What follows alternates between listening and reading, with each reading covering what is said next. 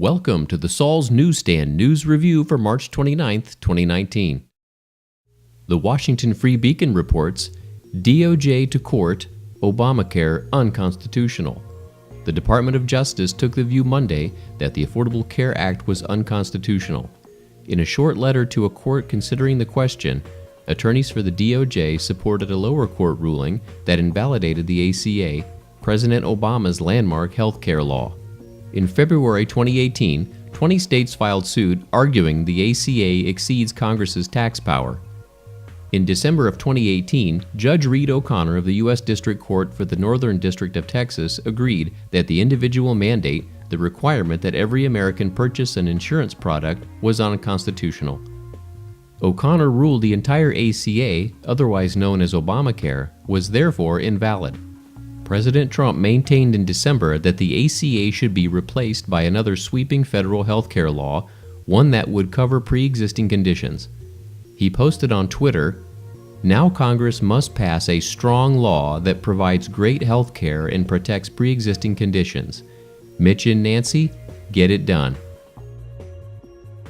Yahoo Finance tells us that half of older Americans have nothing in retirement savings.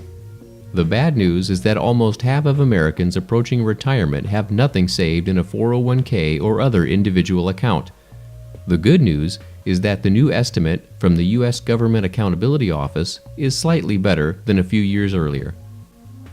Of those 55 and older, 48% had nothing put away in a 401k-style defined contribution plan or an individual retirement account, according to a GAO estimate for 2016 that was released on Tuesday. That's an improvement from the 52% without retirement money in 2013. 2 in 5 such households did have access to a traditional pension, also known as a defined benefit plan.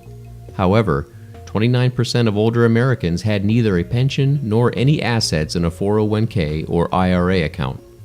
The estimate from the GAO, the investigative arm of Congress, is a brief update to a more comprehensive 2015 report on retirement savings in the United States. Both are based on the Federal Reserve's Survey of Consumer Finances.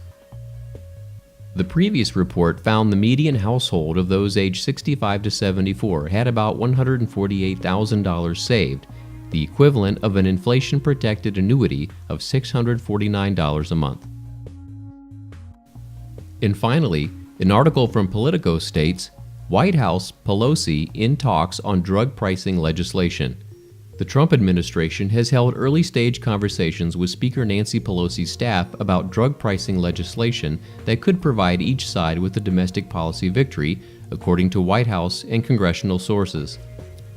Democrats in the Trump administration have made reducing drug costs a priority, but accomplishing anything could be difficult, especially since the administration has taken an aggressive stance to overturn Obamacare in federal court.